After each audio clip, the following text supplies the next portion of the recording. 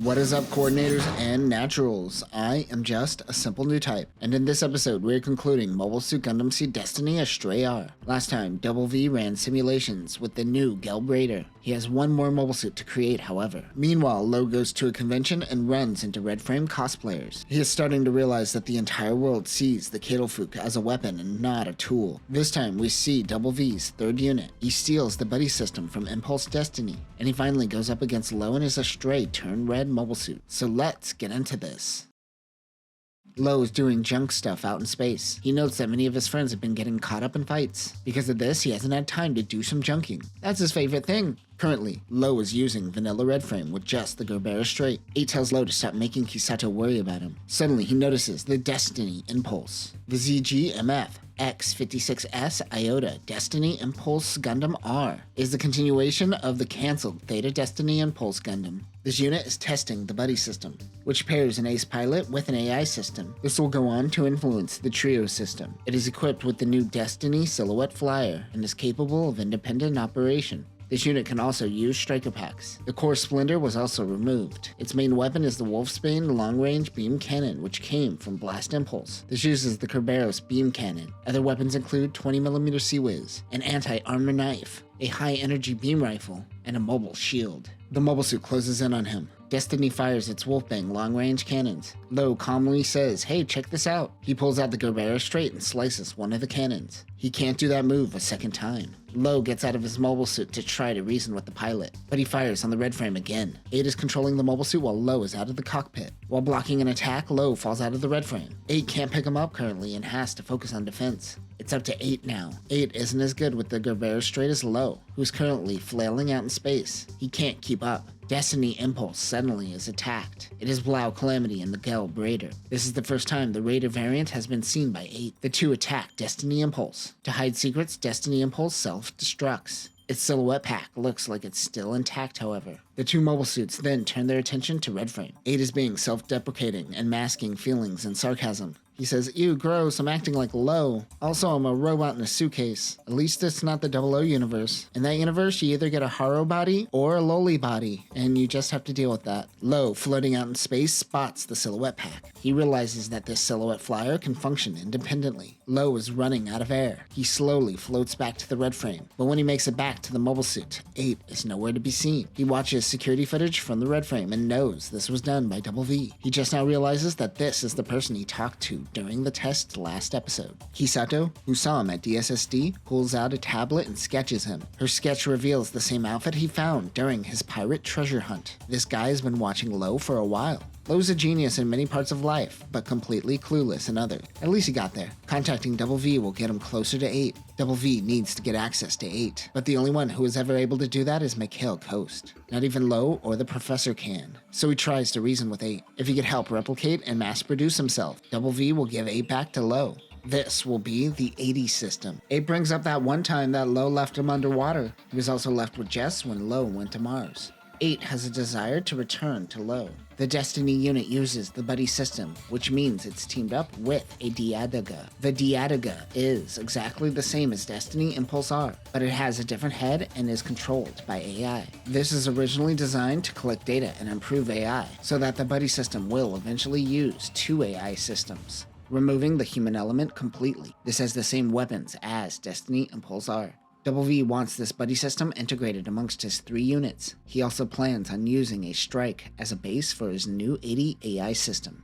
Double V spies on Diadaga and Destiny Impulse. Double V is controlling his 3 mobile suits from afar. He moves in with Blau Calamity, the Gelb Raider, and the newly made Rot Forbidden Gundam. The GAT X25-2R Rot Forbidden Gundam is based off of Forbidden Vortex, and the third of Double V's mobile suits. This has the highest defense than any other Forbidden variant. This too has a high assault form. It functions as a vanguard amongst the 3 Gundams. This unit will later be installed with the 80 AI system and the trio system. The energy deflection armor helps deflect attacks, though not best in close combat. Weapons include 75mm Sea-Wiz, 2 115mm machine guns, 2 80mm railguns, a pair of plasma induction cannons, and a twin heavy scythe. Double V uses the 3 mobile suits to destroy Diadaga. The silhouette pack separates. This must have data. Double V tries to get his hands on it. He learns that a strike can equip the silhouette pack for some reason. This backpack gives Double V a few weapons to use. However, this was installed with a prototype of 80, and connecting the silhouette allowed his strike to become a new Diadiga unit. Whoopsie, Double V sends a quantum command to strike, which allows the unit to self-destruct. The silhouette pack once again takes off along with Destiny. Double V is mad at the money that he just lost, more so than the unit itself. There are 3 engineers. The first will remain nameless, but they are from Zaft and responsible for Destiny, Impulse R, and the buddy system. The other 2 engineers are Lowe and Double V. It will take the 3 of them to create something new. That's such a random, vague statement. It won't even play into the conclusion of this story, so I hope it actually matters in the future. Also, who's the Zaft engineer? Lowe and Double V meet for the first time at Acteon Industries. Lowe goes in for a handshake, but Double V says, "Ew, dirty natural germs." He gives 8 back to Lowe. 8 work with Double V's AI to create a new 80 system. He shows off his army. First, he shows the Blau Calamity, Gelb Raider, and Rot Forbidden. The pilots are now replaced with the 80 AI system and the Trio system, which was stolen from the Buddy system. Then a new mobile suit pops out of the ground. Double V plays music and has a drum roll and everything. So dramatic. This is Turn Red. The MBF 02 Double V Gundam Astray Turn Red is fully operated by the 80 AI system, but Double V sits in the cockpit. This was made with parts from the Gundam Astray Noir and has a custom head. It has 2 tactical arm units like the blue frame, and it is mounted in the back to make it look like wings. Double V uses this like a boomerang. This also has the Trio system to work with Double V's 3 Acteon Gundams. Other weapons include 75mm Seawiz, the Type 71 beam rifle, 2 beam sabers, and an optional shield. Alarms go off. The 2 launch Defiant Destiny Impulse with multiple Diadiga units. This is very similar to GX and the GX bits from Gundam X. Lowe is back in the Red Dragon configuration. He and Double V fight them together. Calamity, Raider, and Forbidden handle the drones, while Lowe and Double V go for Destiny Impulse. Lowe whips out the Kadelfuk, but Double V doesn't whip out his tactical arms. He's being a little stubborn. He eventually drops one of the tactical arms to increase speed, and he and Lowe slash through Destiny Impulse. The unit is destroyed. They return to Acteon, and Double V gives him a hug. He instantly denies this hug and calls Lowe a filthy natural. 8 has video evidence, however. He makes a lot of excuses. The 2 stop squabbling and decide on a fight. 1 week later, Lowe brings his Red Dragon to the battle. The Gelb Raider, Blau Calamity, and Rot Forbidden makes their appearance. Lowe must fight these 3 units first. Lowe thinks, well, I have 3 Kadelfuks, so I guess it's an even battle. The 3 mobile suits surround Red Dragon. Lowe not only releases the Kadelfuk's limiters, but also overclocks these bad boys. The Junker is lightning fast to the trigger and takes out all 3 mobile suits instantly. This overclocking, however, destroys the Kadelfuks, and they are out of the battle. Turn Red makes its appearance. It is time for round 2. Double V attaches the tactical arms and throws it like a boomerang. Lowe says, "You could do that?" Remember, Lowe created the tactical arms. It takes out the Red Frame's drag head. The beam antennas cut the tactical arms in 2. Luckily, Lowe carries the OG Astray head with him. He attaches that to the body. Double V does the honorable thing and allows him to fix himself before they begin their battle again. He doesn't want to win with the tactical arms, as it was made by Lowe. Double V attacks with his fists. Lowe notices Turn Red slowing down. This is because 80 is designed to protect Double V over anything else. Lowe begins punching Turn Red's cockpit over and over again. He's essentially saying, "Stop hitting yourself, stop hitting yourself." 80 surrenders.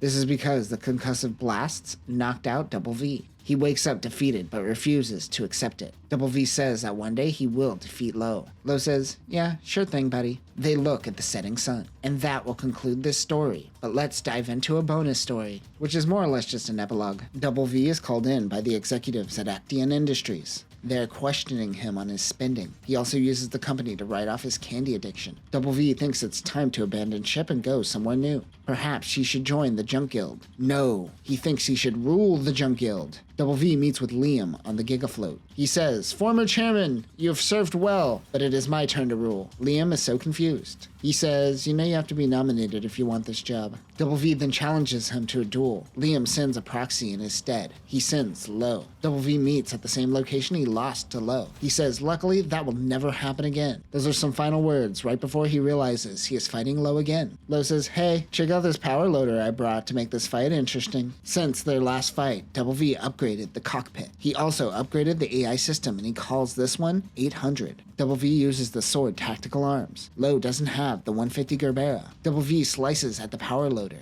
Lowe then grabs Turn Red and shakes him, trying to knock him out again. It has been upgraded, and Double V can now drink tea without spilling a drop. Since Lowe doesn't have any weapons, he suggests a contest of technical skills. They perform various tasks. While doing these tasks, 800 realizes it wasn't built by Double V, but rather all his data comes from Lowe. Once again, 800 admits defeat. Double V says, "What the hell, man?" Unlike last battle, Double V this time admits defeat. Sometime later, Double V tells Lowe that he was rehired at Action Industries. The one thing Double V did build, the safety cockpit, proved to be useful to the Earth Alliance, and they want all his designs. He says this will give him the opportunity to create a new mobile suit, and this time, Double V is certain that he will beat Lowe. And that will conclude Mobile Suit Gundam Seed Destiny Astray R.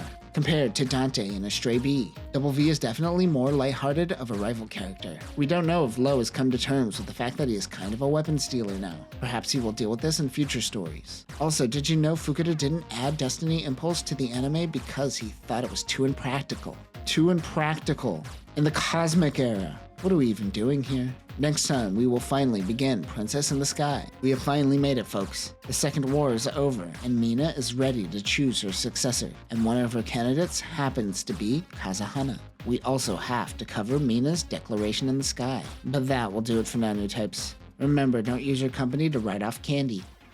Peace.